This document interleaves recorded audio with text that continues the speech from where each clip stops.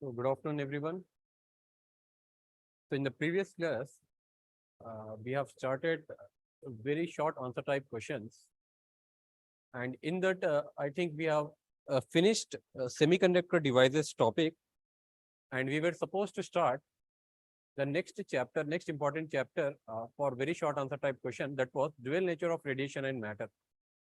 So as I said, from this particular topic, you can expect 2 VSAQs in your examination.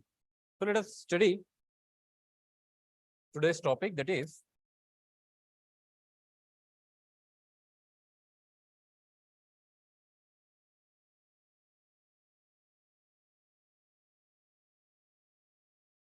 dual nature of radiation and matter.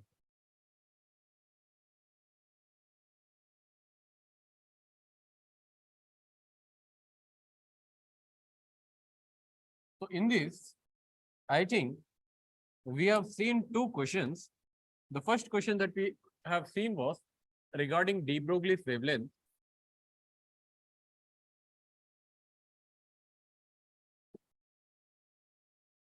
And what was the formula we were getting for de Broglie's wavelength? We have written something like this: lambda is equals to h divided by p, where h was called as Planck's constant and p was the momentum of the particle.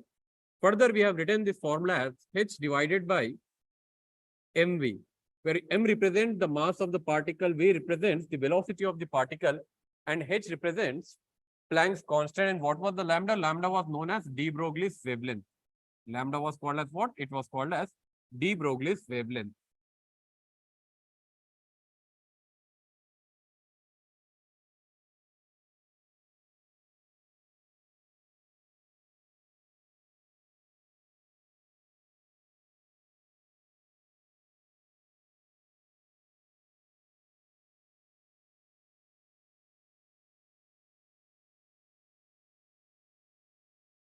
So the next question that we have seen was regarding Einstein's photoelectric equation. And what was the formula I have written? I have written that energy of photon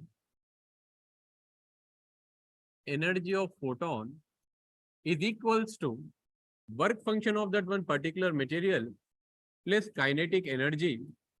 Further, I said that we can write this formula something like this: h nu is equals to work function plus what is the formula for kinetic energy? It is 1 by 2 mv square.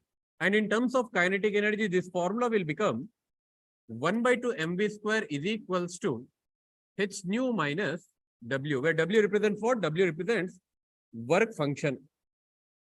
So this was Einstein's photoelectric effect equation. Einstein photoelectric effect equation. So these were the two questions that we have seen in yesterday's class after starting the new chapter, that was dual nature of radiation and matter. Let us move on to the next question or the next important topic from dual nature of radiation and matter. That is Heisenberg's uncertainty principle. Heisenberg's uncertainty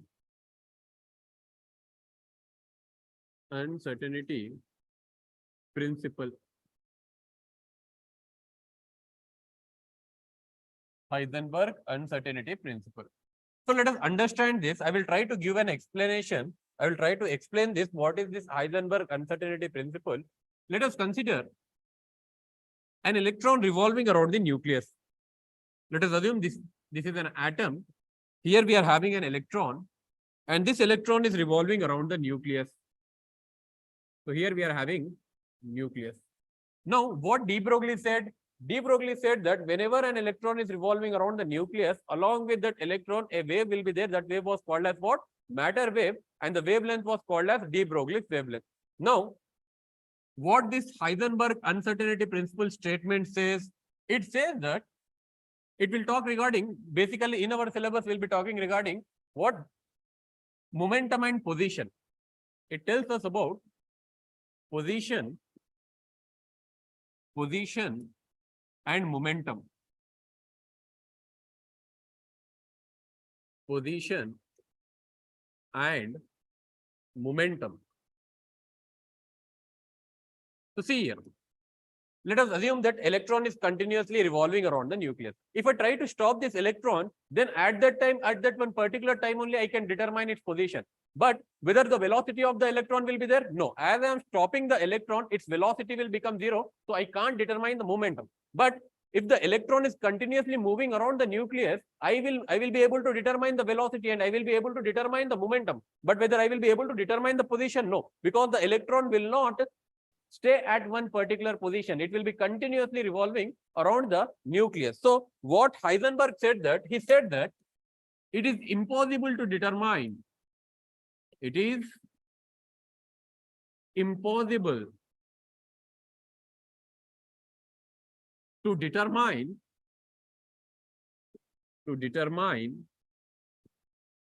both the position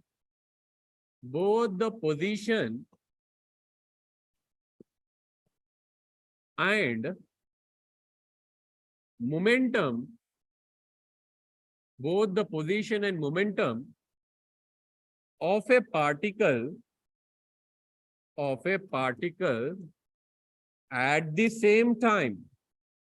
This was the statement given by whom? This was the statement given by Heisenberg. What is that? It is impossible to determine both the position and momentum simultaneously. And what does it mean? At one particular time, you can't determine both the position and momentum. Either you can determine position or you can determine momentum, but at the same time, you can't determine both the position and momentum. So in the examination, you will be getting a question, state the Heisenberg uncertainty principle. What you are supposed to write? You are supposed to write this definition. What is this statement? It is impossible to determine both the position and momentum of a particle at the same time, or sometimes you can write simultaneously. What does simultaneously means? It means at the same time. So I hope you will write this answer in the examination. Let us move on to the next topic, that is work function. Work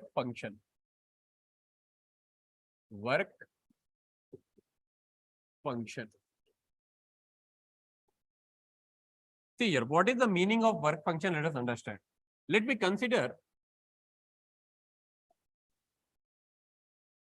consider a metal plate. So let us assume this is a metal plate. I will try to draw this.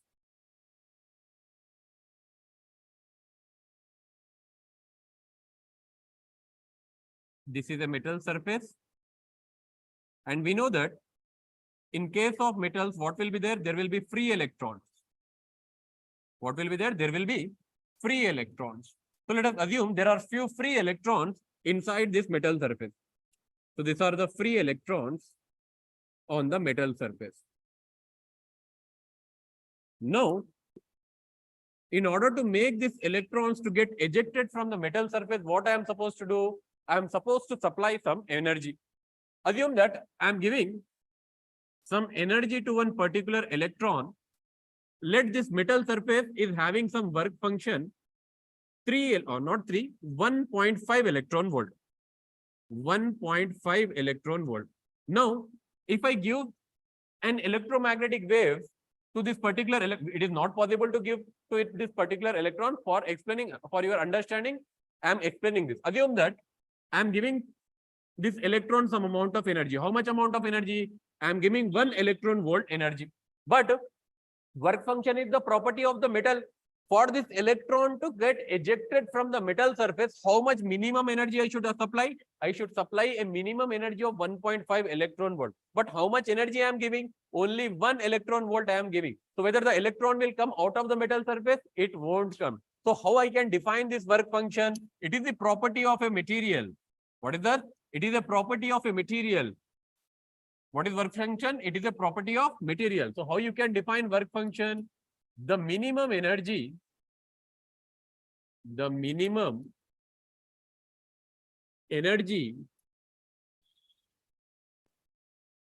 required by an electron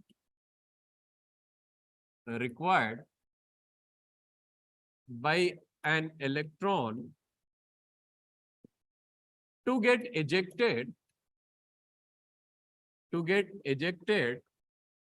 from the metal surface, from the metal surface, from the metal surface.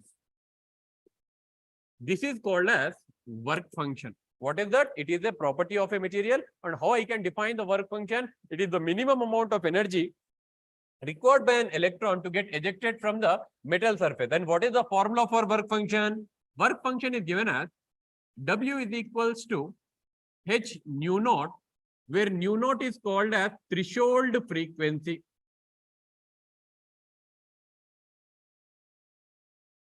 Threshold frequency. Where nu naught is called as what? It is called as threshold frequency. I hope you will write this answer. What is the definition? What is the statement for work function? It is defined as the minimum energy required by an electron to get ejected from the metal surface. That is called as what? It is called as work function. So just by writing the definition, if you are able to write this formula, it would be more than sufficient for 2 marks. So let us move on to the next important question from this chapter, that is photoelectric effect. Photoelectric effect. Photoelectric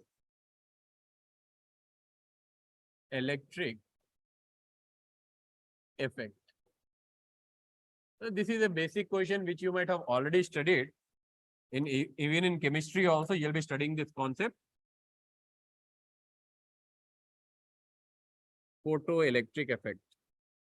Again, I'm considering a metal surface, and metal surface consists of what? It consists of free electrons. It consists of free electrons. And work function is the property of this particular material. So the work function of this metal is how much? W. Now see here, what I will be doing, I'll be making some electromagnetic radiations to fall on the metal surface. If those metal surface, whatever radiations that are falling on, the electrons will absorb the energy. If they are absorbing the energy greater than the work function, then electrons will come out of the metal surface with some amount of kinetic energy. This phenomena is called as what? This phenomena will be known as photoelectric effect. So what I am doing, how I can write? When a light of suitable frequency,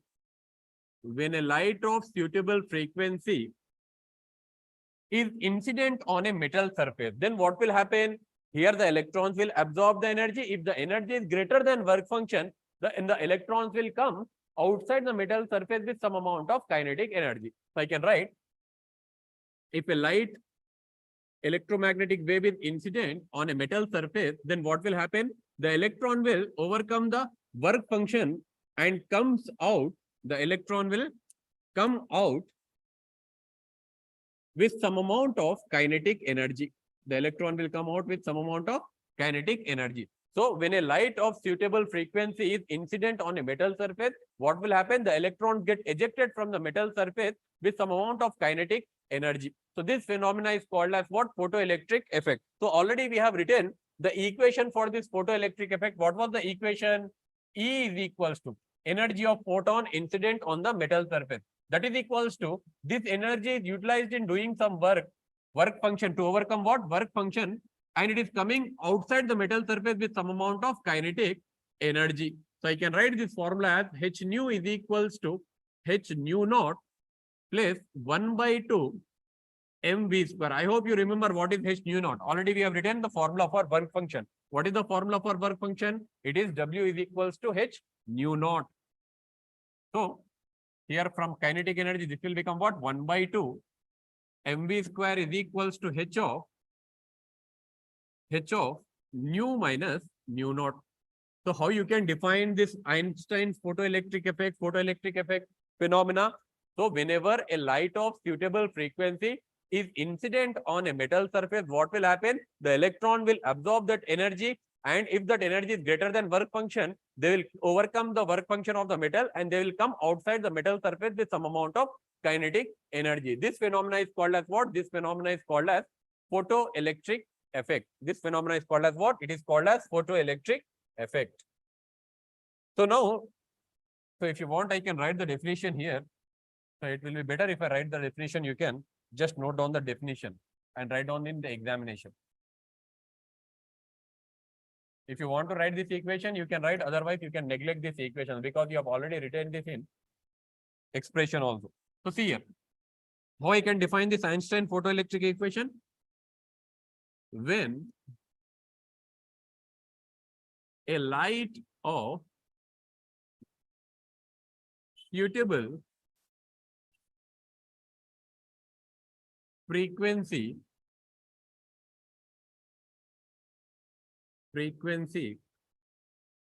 is incident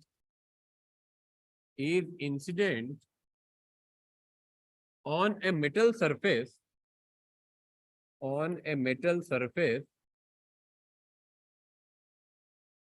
then electrons overcome the work function of the metal, the work function of the metal, and gets ejected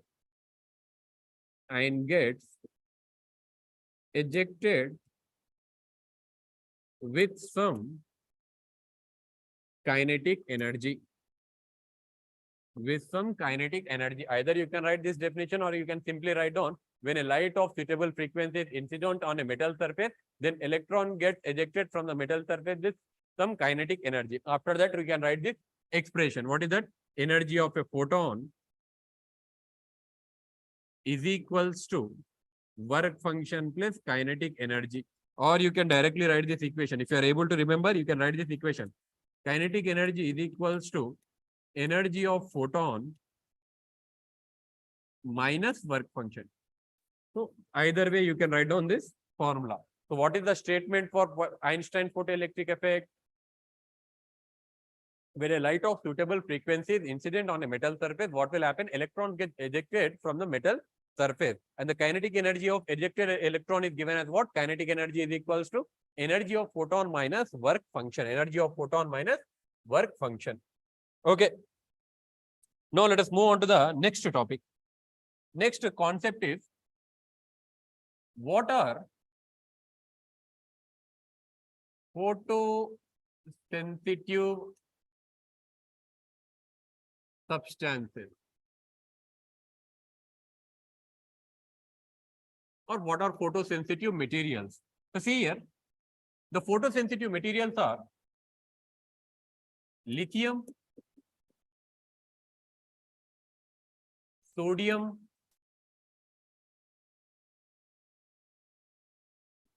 potassium, cesium.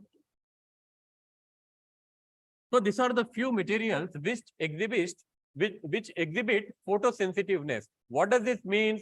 Whenever even a visible light falls on this material, they will start to eject the electrons. So whenever, generally, what is the meaning of Einstein photoelectric effect?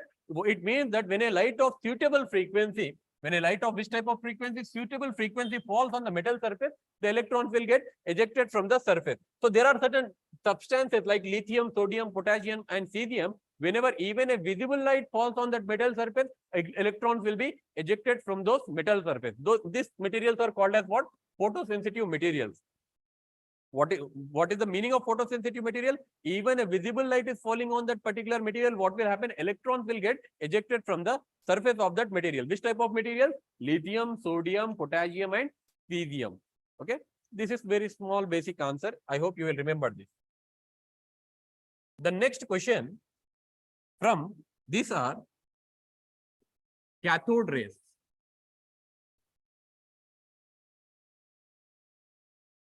Cathode rays. So this is also a basic question. First question, I think this might be the first question in your dual nature of radiation and matter. Cathode rays. Where these rays are produced? These are produced in discharge tube. Where these are produced? These are produced in discharge tube. What are these cathode rays? These are stream of stream of negatively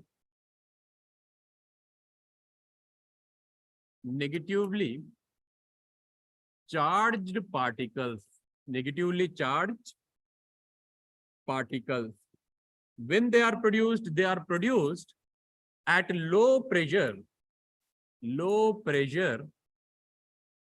that is 0.001 mm of Hg, and at a potential difference of, at a high potential difference, that is greater than 10 kilovolts, that is greater than 10 kilovolts, greater than 10 kilovolts. So see here, what are cathode rays? Cathode rays are nothing but a stream of negatively charged particles. Where they are produced? They are produced in a discharge tube. At which pressure? At very low pressure and high potential difference of how much? More than 10 kilovolts potential difference. Then which type of rays will be produced? Then cathode rays will be produced. I hope you understood this one. What are cathode rays? Cathode rays are produced in discharge tube. What are they? They are negatively charged particles. And what is the condition for producing this cathode rays? At low pressure and very high potential difference. So the last question from this chapter is Millikan's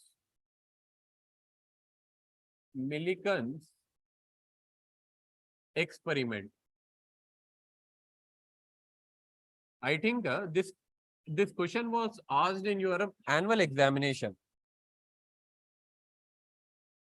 In annual examination, this question was there. What does Millikan's experiment say? See here, there was an experiment called as Millikan's oil drop experiment. What they have determined is that they have determined the charge on that particular drop of oil. So whenever they were determining the charge present on that particular drop of oil, what they determined is that they found out that the charge on that oil drop is integral multiple of smallest value of E.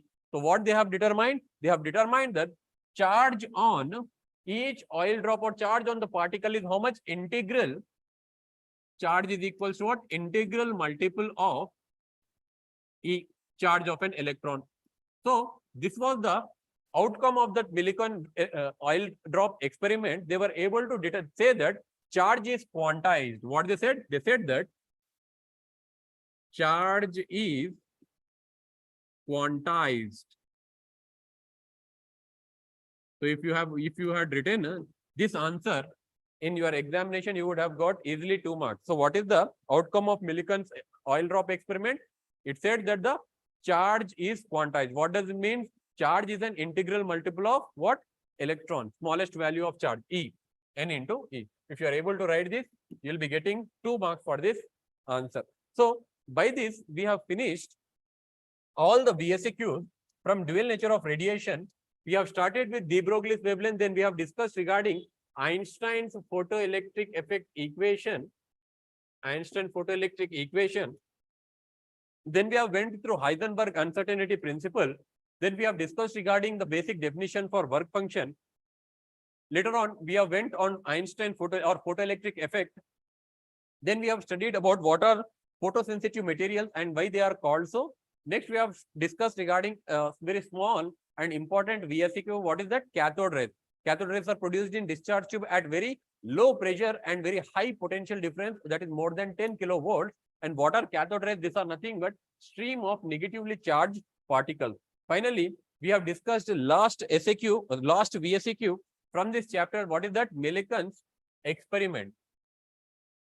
So what he came to know, what is the importance of Millikan oil drop experiment? They came to know that charge is quantized. What does it mean? Charge is an integral multiple of smallest value of E. What is the value of E? E is 1.6 into 10 power minus 19 coulomb. E is how much?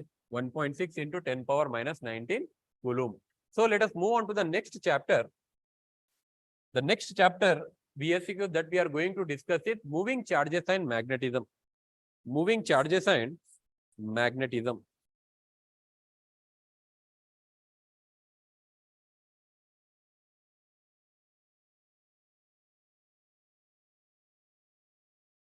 moving charges and magnetism. So once we are done with moving charges and magnetism, I'll discuss the VSEQs of magnetism and matter. Now see here, what are the important concepts in moving charges and magnetism means? Actually, there is a question in your textbook. What the question will be? He'll be telling that there is a magnetic field. In that magnetic field, a charge is projected. Whenever the charge travels in a magnetic field, then what will be happening? A force will be acting on that charge due to that magnetic field. Now the charge will start to make which type of motion? Actually, it will make a helix, but we are considering a circular motion. So what is the force acting on that charge means? See here. First question, force on a charge in a magnetic field. In magnetic field. So it is given as, how it is given? It is given as, let us assume there is a charge Q and this is projected with some velocity V in a magnetic field B. So there is a charge Q which is projected with some velocity V in a magnetic field B. Then the force acting on the charge is given as F is equals to QVB sine theta. Remember this formula directly. In the question, he will be telling that there is a charge which is projected with velocity. There is a charge Q which is projected with velocity V in a magnetic field. Then the force acting on the charge will be. Then the force acting on the charge will be what? F is equals to QVB sine theta. So similar to this, we are having one more question. That is, force on a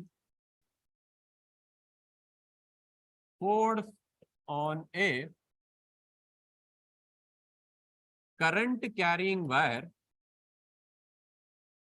force on a current carrying wire placed in magnetic field. Placed in magnetic field. So this is the next important question from this chapter. What is that chapter? Moving charges and magnetism. So what is there? We have placed a current carrying wire in a magnetic field. Then the force acting on the wire is given as F is equals to Bil sine theta, B-I-L sine theta, B-I-L sine theta. So see here, whenever a charge is placed in a uniform magnetic field, then what is the force acting on the charge? The force acting on the charge is how much? It is QVB sine theta. Similarly, whenever we are placing a current carrying wire in a magnetic field, then what is the force acting on that current carrying element? It is given as F is equals to Bil sine theta. I hope you will remember these two answers. One is F is equals to QVB sine theta. Other one is F is equals to BIL sine theta. When we will be using QVB sine theta? Whenever a charge is projected with some velocity V in a uniform magnetic field. And when we will be using F is equals to Bil sine theta whenever a current carrying wire is placed in a magnetic field. I hope you will remember this answer. Let us move on to the next important question from this chapter. So what is that question?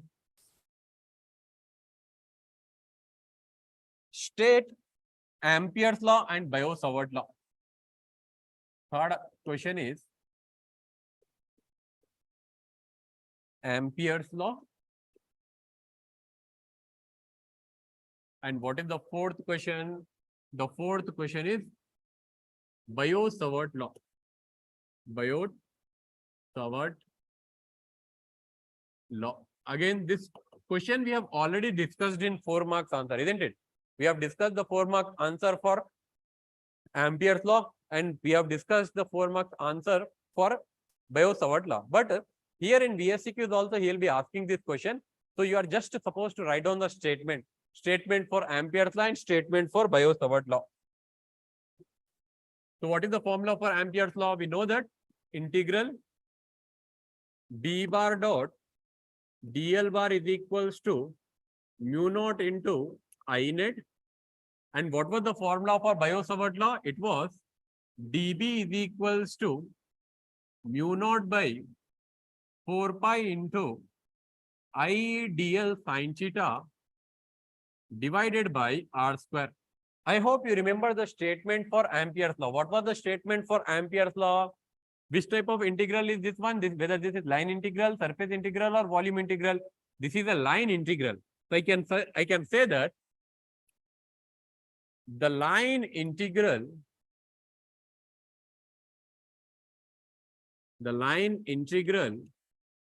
of magnetic field around a closed loop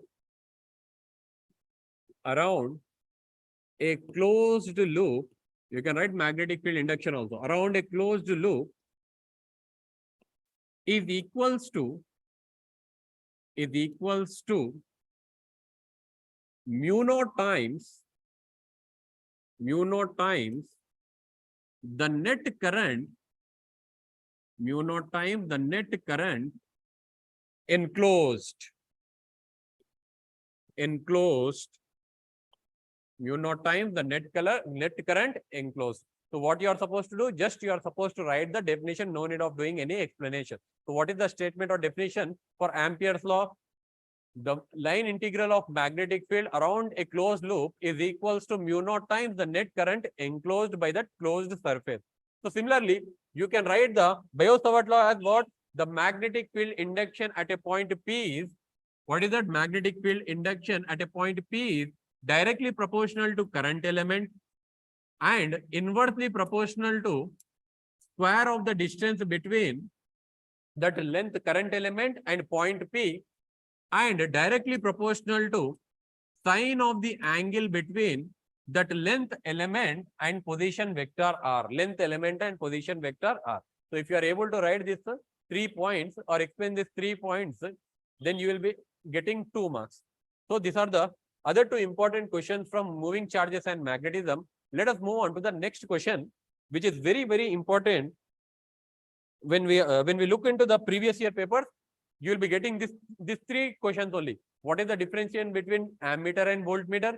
How we can convert a galvanometer into voltmeter? How we can convert a galvanometer to ammeter? So these 3 questions are very, very, very important questions for your examination. So the first question that we are going to discuss is difference between ammeter and voltmeter. Fifth one, ammeter and voltmeter.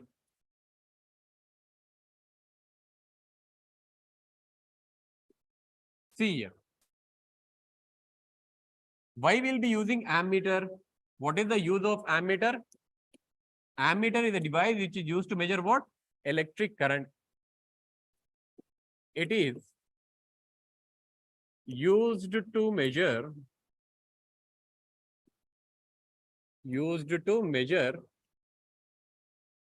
electric current. And why we'll be using voltmeter? Voltmeter is used to measure, it is used to measure the potential difference. It is used to measure what? It is used to measure what? It is used to measure potential difference. Next, how it is connected in the circuit? How it is connected in circuit? We know that always ammeter is connected in series. So it is connected in series in a circuit. So how voltmeter is connected in the circuit? It is connected parallelly. It is connected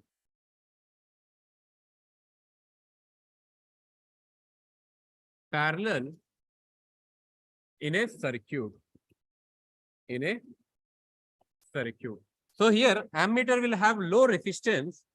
It has low resistance,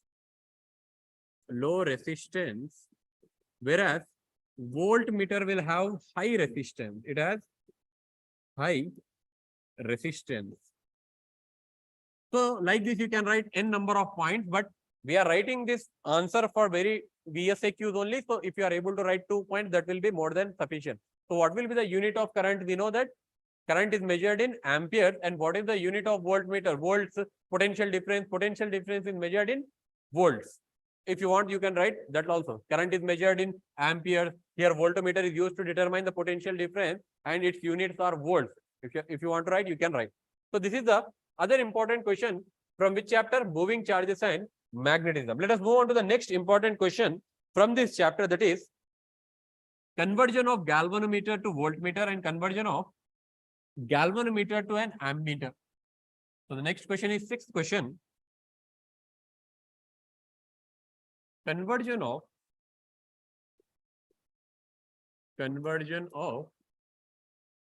galvanometer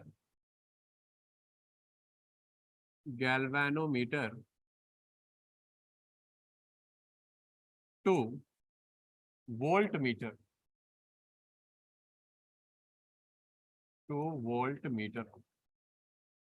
Conversion of galvanometer to voltmeter.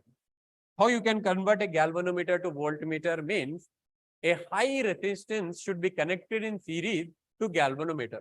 So if this is the galvanometer, if this is my galvanometer, to this galvanometer, what we are supposed to connect? We are supposed to connect a very high resistance. This is resistance in series. So how can you convert a galvanometer to voltmeter? Means galvanometer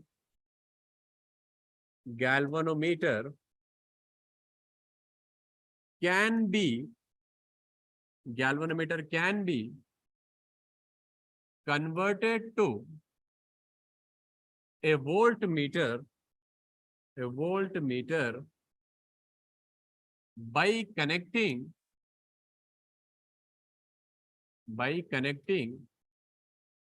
a very high resistance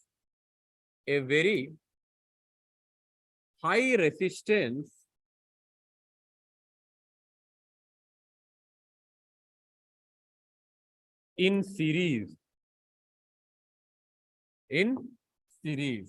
So what is the answer you are supposed to write? You are supposed to write that galvanometer can be converted into voltmeter by connecting a high resistance in series. So I hope you will write this answer. Similarly, we will see one more question here itself. That is conversion of seventh important question from this chapter. Conversion of galvanometer to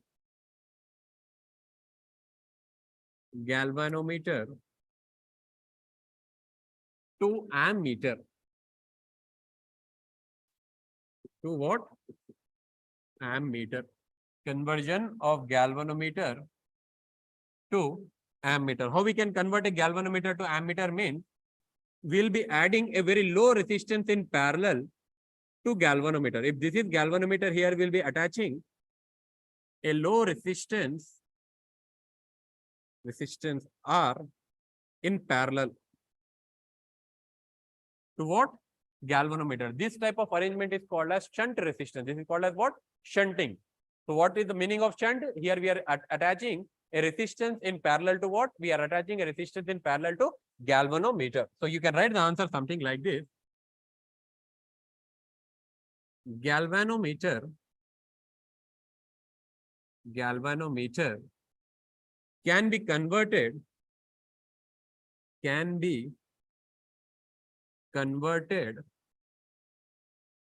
to an ammeter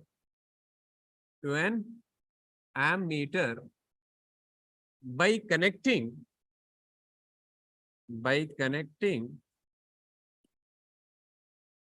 a low resistance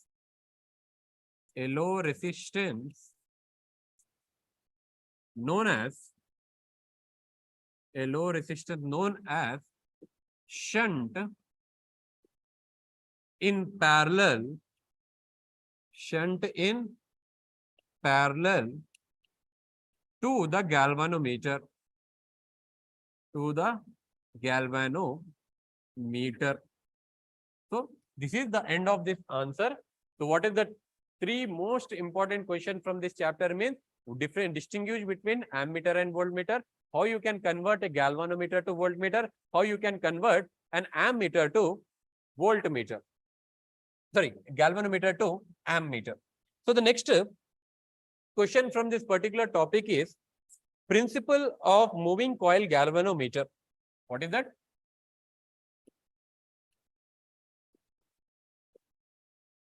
Principle of moving coil galvanometer. MCG represents what? MCG represents moving coil galvanometer. So what will be the answer?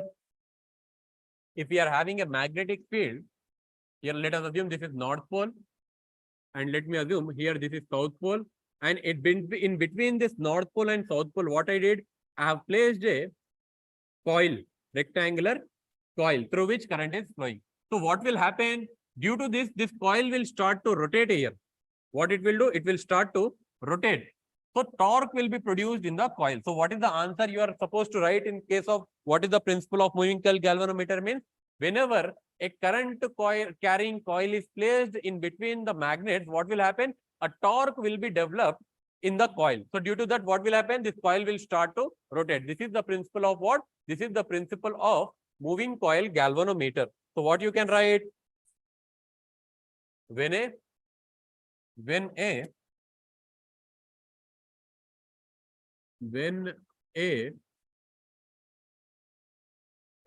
coil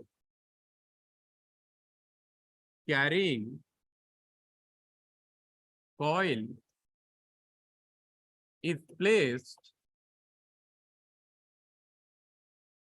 in a magnetic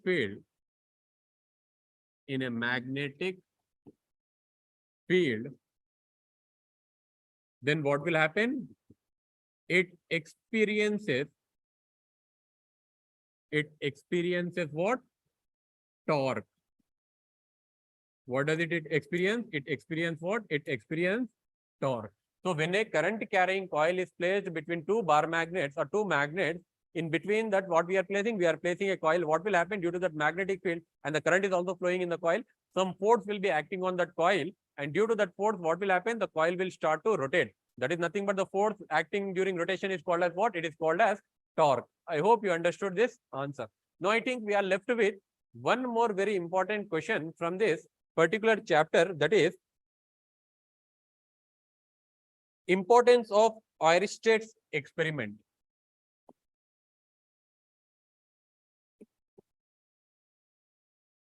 Oersted experiment.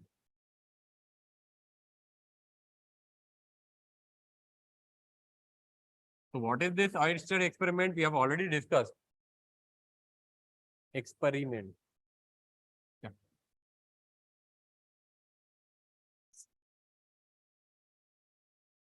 This is the last question from moving charges and magnetism. So what this Oersted experiment gave the conclusion, he said that whenever a current is flowing through a wire, what will happen? Around that current carrying wire, magnetic field will be developed. So here we came to know that there is some relation between electric field and magnetic field. Not only whenever a current is flowing through the wire, not only electric field is created, but along with that, a magnetic field is also created. So our Oersted experiment gives the link between electric and magnetic field. So what is the answer we are supposed to write, sir? Mean nothing. Just write on that whenever a current, according to Oersted's experiment, whenever a current is flowing through a wire, what will be happen? A magnetic field will be created in its surrounding. If you are writing this one, it will be more than sufficient. What you will be writing? Whenever a current is flowing through a wire, then what will happen? Magnetic field will be created in its surrounding. So this is the end of this chapter. What is that chapter? Moving charges and magnetism. So these are the important questions from moving charges and magnetism. What are the things that we have discussed? We have discussed regarding what we have discussed. Whenever a charge is placed in a magnetic field, what will happen? Some force will be acting on that charge. What is that force? F is equals to QVB sin theta. Similarly, when we are placing a wire through which current is flowing in a magnetic field, then the force acting on that wire will be how much? F is equals to BIL sin theta. Later on, we have discussed regarding difference between ammeter and voltmeter. What is an ammeter? It is a device used for measuring electric current. And what is the unit of electric current? Ampere. And how it is connected in a circuit? It is always connected in series in a circuit. Next, what is voltmeter? Voltmeter is a device which is used for measuring what? Potential difference. And what is the SI unit? It is volts. So how we are connecting this voltmeter? We are connecting this voltmeter in a circuit parallelly. I think you remember the circuit diagram. Where is that question? Yeah. Ammeter is always connected in series, something like this. If I consider this is a resistance, and here I am having a battery. This is high potential, this is low potential. Here I am having resistance R. Current will be flowing through this resistance I, and then we'll be connecting an ammeter here, something like this. Ammeter. So ammeter is always connected in series. Whereas voltmeter, if I consider voltmeter, if this is resistance R, and here we are having a battery of potential V, positive terminal, negative terminal, then voltmeter is connected in parallel in a circuit. Voltmeter is connected in a parallel in a circuit. So the next question that we have discussed was Ampere's law and Biot-Savart law. So Ampere's law and Biot-Savart law, we have already discussed this in FAQs also. So there is no need for me to explain it again. So next important question from this chapter is what? Conversion of galvanometer to voltmeter and conversion of galvanometer to ammeter. How we can convert a galvanometer to voltmeter? We can convert a galvanometer to voltmeter by connecting a high resistance in series. Next, how we can convert a galvanometer to ammeter? We can convert a galvanometer to ammeter by connecting a low resistance called as shunt resistance in parallel to what? Galvanometer. What was the next question that we have discussed? We have discussed regarding principle of moving coil galvanometer. Whenever a current carrying coil is placed in between the two magnets, what will happen? The coil will start to rotate because some force, that force is called as what? Torque. It experiences what? Torque. Next, we have discussed regarding Oersted experiment. What is it? Whenever there is a wire and through that wire current is flowing, in the surrounding of this wire, what will be created? A magnetic field will be created. What is the conclusion? Oersted gave the linkage between electric and magnetic field, electric current and magnetic field. So by this, we are done with the important VSAQs from moving charges and magnetism. Let us start the next chapter, next important chapter, that is magnetism and matter. So let me check the time.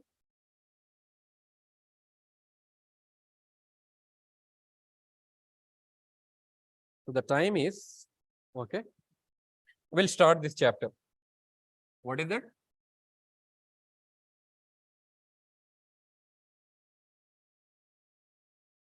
Magnetism and matter. So from this chapter also you will be getting 2 VSAQs.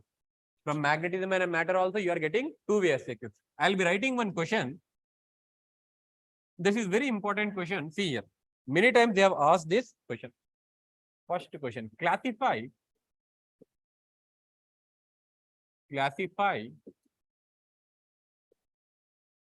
the following materials. The following materials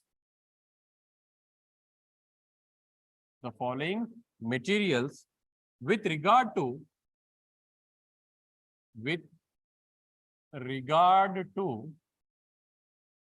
magnetism.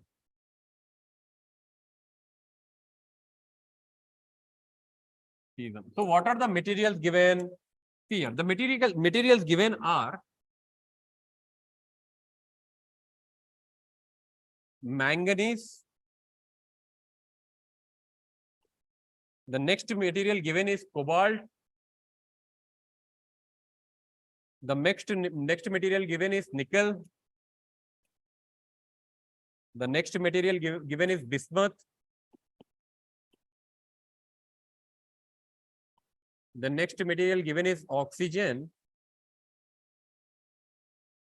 And the last one is copper. Last one is what? Copper. See here. We know that materials are generally classified based on their orientation. We are having diamagnetic materials, paramagnetic materials, ferromagnetic materials, and ferrimagnetism. So here we'll be discussing only three types of material. What is that? Diamagnetic, paramagnetic, and ferromagnetic.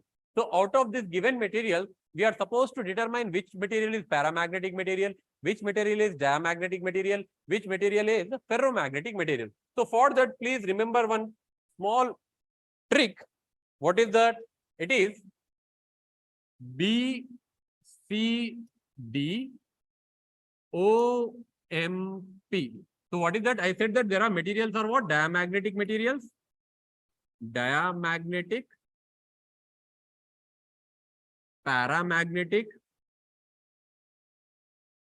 paramagnetic, and ferromagnetic. Ferromagnetic. So see here. Remember this one. What is that? BCD OMP. BCD OMP. What this BCD represents? Bismuth, copper are diamagnetic. Bismuth, copper are what? Diamagnetic. So where is bismuth? So bismuth and next one copper are what? Which type of material? These are diamagnetic materials. Diamagnetic materials.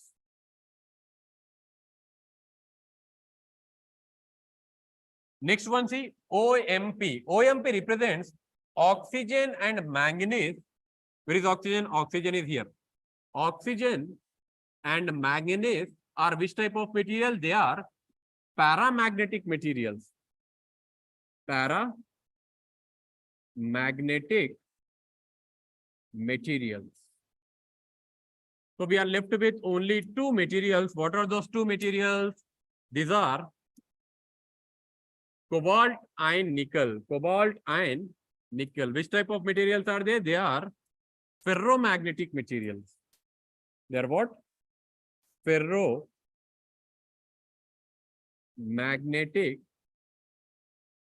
materials. Ferromagnetic material. So remember this small technique. What is that? BCD and OMP. Bismuth, copper are diamagnetic. Oxygen and manganese are paramagnetic. Whereas remaining cobalt and nickel are what? Ferromagnetic materials. Okay. I hope you will remember this technique. BCD and OMP. So let us end today's class here itself. Tomorrow we are going to continue this magnetism and matter, and from magnetism and matter you will be getting 2 VSQs in your annual examination. From dual nature of radiation, you will be getting 2 VSQs. From magnetism and matter, you are getting 2 VSQs. So what are the chapters that we are done with? We are done with communication system.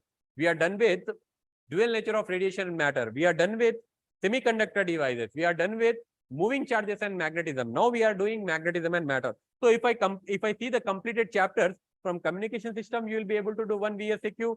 From semiconductors, you will be able to do 1 VSQ. From dual nature of radiation, you will be able to do 2 VSQs. And from moving charges and magnetism, you will be able to do 1 VSQ. So in total, till now, we will be able to do 5 VSQs in your examination. If you are done with this chapter tomorrow, again, you will be able to do 2 more VSQs. That is, 7 VSQs will be completed by tomorrow, not 7. I think 8 or 9 VSQs will be completed by tomorrow, because tomorrow we are going to discuss about this chapter, magnetism and matter, VSQs. Then we'll discuss either electromagnetic waves, AC, or other chapters. Okay. So I hope you are revising all the questions. Please be perfect with LAQs, SAQs, and this VSQs chapters. So we'll meet tomorrow. Thank you.